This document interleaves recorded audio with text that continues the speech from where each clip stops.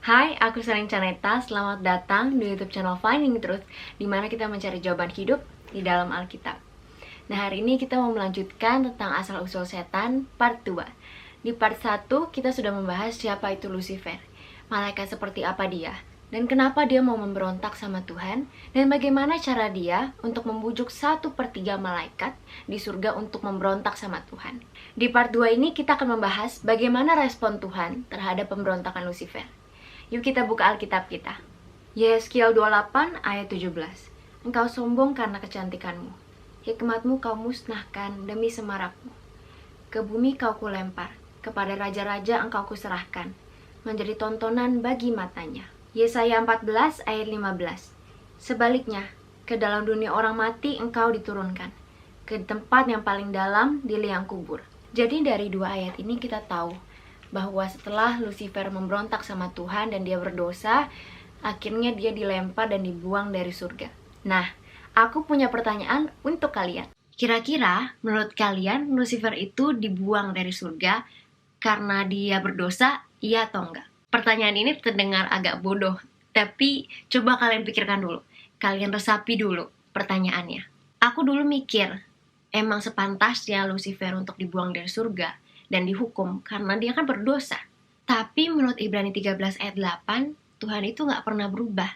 Kemarin, hari ini, dan selamanya. Masa Tuhan yang sama yang mengampuni manusia berdosa ini gak mau mengampuni malaikat yang berdosa? Di situ aku baru sadar, Tuhan juga mau mengampuni Lucifer. Tapi bedanya Lucifer sama manusia itu adalah manusia mengakui kesalahannya. Contohnya pas di Taman Eden. Pas Adam dan Hawa makan buah pengetahuan baik dan jahat itu dan melanggar hukum Allah, mereka itu sadar kalau mereka itu salah, meskipun mereka menyalahkan orang lain. Pas Adam ditanya sama Tuhan kan, Adam nyalainnya Hawa, dan ketika Hawa ditanya, Hawa nyalainnya ke ular. Tapi mereka tahu kalau mereka salah, mereka menyadari kesalahan dia. Kalau Lucifer itu tidak merasa bersalah, pasti Tuhan dan malaikat-malaikat baik di surga udah berusaha buat ngomong baik-baik sama dia. Tapi masalahnya, Lucifer itu sombong akan kecantikan dia. Ketika Tuhan mau mengampuni dia, Lucifer merasa, buat apa aku diampuni? Aku tuh gak bersalah. Argumenku tuh benar. Karena aku tuh memang sudah cantik dan aku memang sudah sempurna. Aku gak butuh Tuhan. Karena aku bisa seperti Tuhan. Aku gak butuh pengampunan Tuhan. Aku gak salah.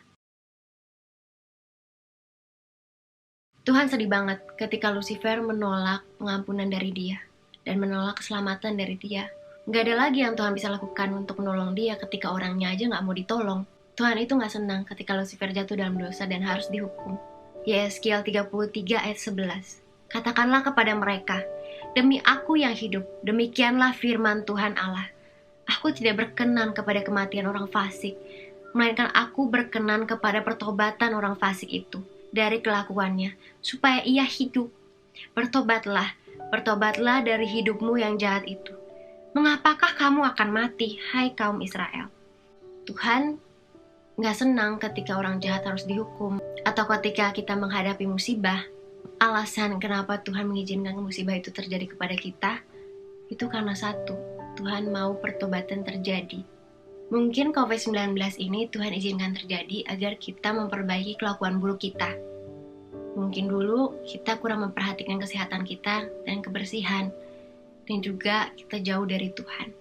Dengan adanya COVID-19 ini, kita jadi lebih memperhatikan kesehatan, kebersihan, dan juga kita kan di rumah aja sekarang, jadi lebih banyak waktu untuk Tuhan dan juga untuk keluarga kita. Jadi itu dia asal mula kejatuhan Lucifer. Semoga video ini boleh menjadi berkat bagi kalian, dan jika iya, share kepada orang-orang lain agar semakin banyak orang yang terberkati. Sampai jumpa!